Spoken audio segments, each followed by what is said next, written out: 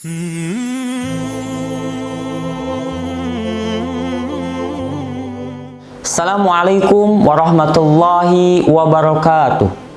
Alhamdulillahilladzi qad akhraja nataijal fikri li arbabil hija wa hatta anhu min sama'il aqli kulla hijabin min sahabil jahli.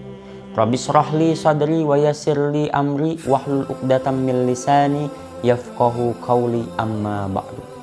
Sahabat Ramadan dimanapun berada, alhamdulillah saat ini kita sudah masuk bulan Ramadan, bulan yang begitu mulia, bulan yang sangat kita cintai, dimana ketika kita masuk bulan Rajab, kita masuk bulan Sya'ban, kita selalu berdoa kepada Allah, Allahumma barik lana fi Rajaba wa Sya'bana wa ballighna Ramadana.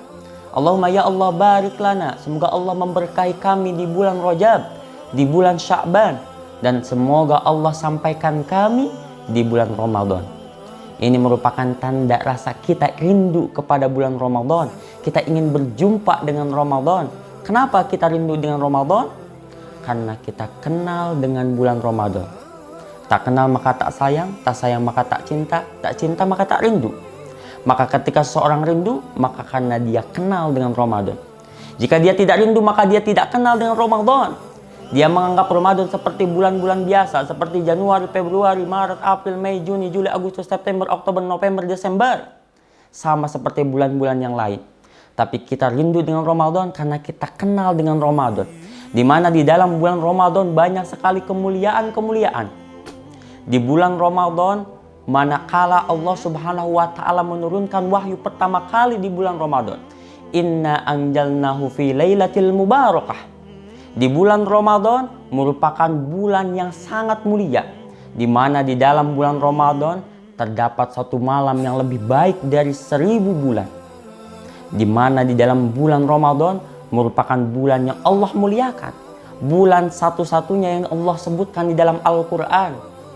Syahrul Ramadan alladzi unzila fihil Quran. Maka dari itu, marilah kita pergunakan Ramadan ini dengan sebaik-baik mungkin.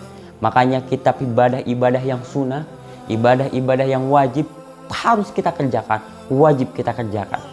Namun ada beberapa hal yang dibilang begitu menarik.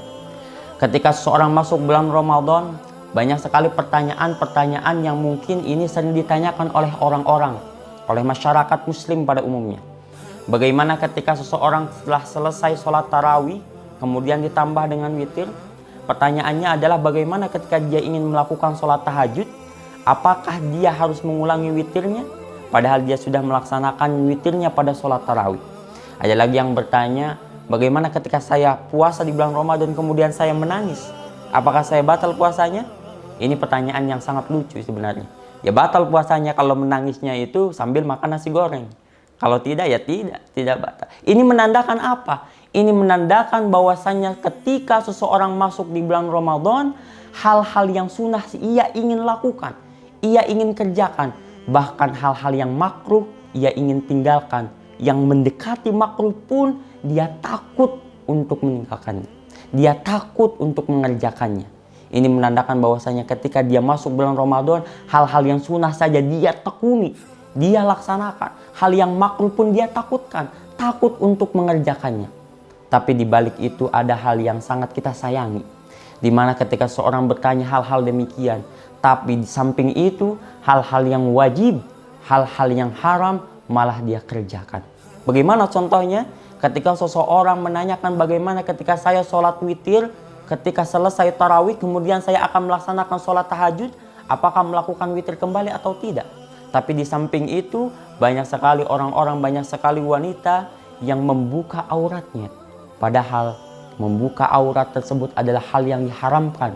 Menutup aurat itu merupakan hal yang diwajibkan bagi seorang wanita. Tapi hal yang tadi, pertanyaan yang tadi, ketika sholat witir, apakah dilaksanakan kembali ketika tahajud? Ketika setelah dilaksanakan setelah sholat tarawih itu merupakan hal yang sunnah. Di samping itu ketika dia mengerjakan hal-hal sunnah, tapi dia meninggalkan apa yang Allah wajibkan. Karena menutup aurat itu adalah wajib.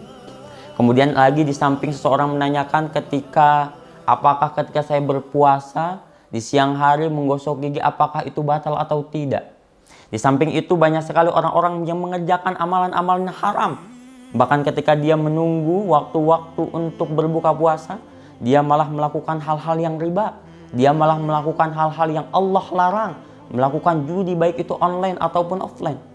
Ini menandakan bahwasannya ketika mereka takut meninggalkan hal-hal yang Allah makruhkan, tapi di samping itu mereka malah mengerjakan hal-hal yang Allah haramkan. Maka dari itu kita ketika masuk bulan Ramadan, ketika sudah rindu bulan Ramadan, maka lakukanlah apa yang Allah kerjakan. Yang Allah perintahkan kepada kita. Hal-hal yang sunnah, hal-hal yang wajib kita kerjakan. Begitupun hal-hal yang makruh, hal-hal yang haram kita tinggalkan. Supaya apa? Supaya Ramadan kita sempurna.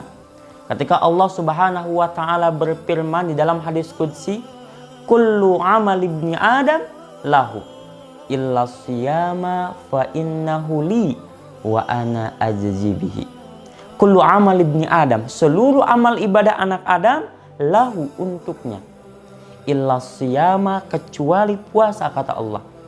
Fa innahu li, puasa itu untukku, kata Allah. Wa ana ajzi bihi, dan aku yang akan langsung membalas pahalanya. Ini menandakan bahwasannya ibadah puasa di bulan Ramadan ini berbeda dengan ibadah-ibadah lainnya. Ibadah puasa merupakan ibadah yang privat, yang mana yang tahu hanyalah kita dengan Allah. Berbeda dengan ibadah seperti sholat.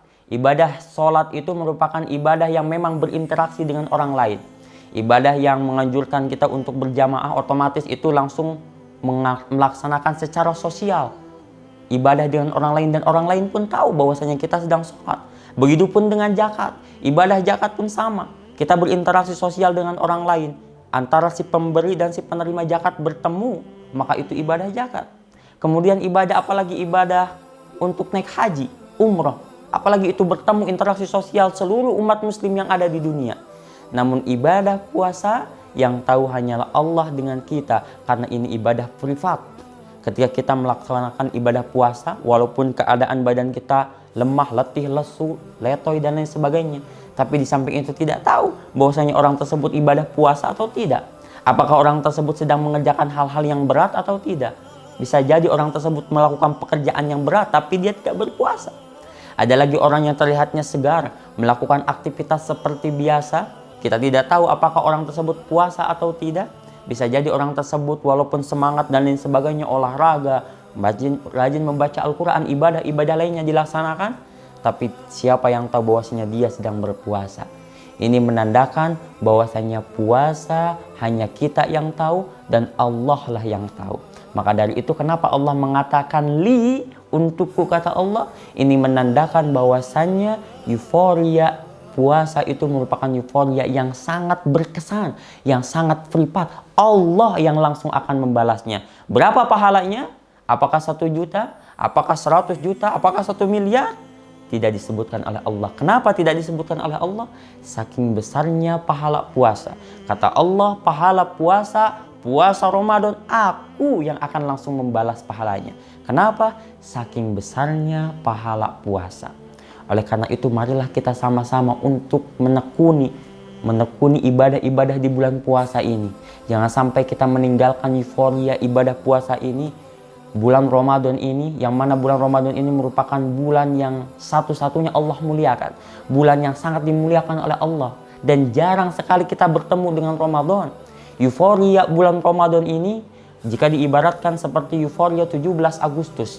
Di mana euforia 17 Agustus ini hanya didapatkan 1 kali dalam 1 tahun. Dan kita tidak bisa kembali ke tahun sebelumnya. Maka pergunakanlah dengan sebaik mungkin euforia ini, sehingga kita bisa mendamaikan ibadah kita melaksanakan ibadah kita dengan taat, dengan tekun, dengan rajin dan lain sebagainya, supaya kita tidak menyesal ketika nanti, ketika tidak sampai kepada bulan Ramadan. Walaupun kita tidak sampai dengan bulan Ramadan, tapi Ramadan tahun ini kita benar-benar, kita sungguh-sungguh, maka kita akan mendapatkan keberkahan. Karena tidak tahu ketika seseorang melaksanakan ibadah Ramadan, dia mengatakan, oh tidak apa-apa, kemarin aja saya sehat dan sekarang saya sampai di bulan Ramadan. Siapa yang tahu? Banyak sekali tetangga kita yang kemarin sehat, yang kemarin masih bekerja, yang kemarin masih kuliah, yang kemarin masih mengajar, tetapi detik-detik menjelang masuk Ramadan, dia sudah meninggal. Allah angkat ajalnya, Allah cabut nyawanya. Siapa yang tahu? Tidak mengenal umur dan lain sebagainya. Maka pergunakanlah bulan Ramadan ini dengan sebaik mungkin. Allahumma innaka afuwun karim, tuhibbul afwa fa'fu anna ya karim. Mudah-mudahan kita semua diberikan kelancaran dalam melaksanakan ibadah puasa di bulan Ramadan ini. Dan mudah-mudahan kita kuat sampai tamat. Barakallahu fiik. Hasbunallah wa ni'mal wakil. Wassalamualaikum warahmatullahi wabarakatuh.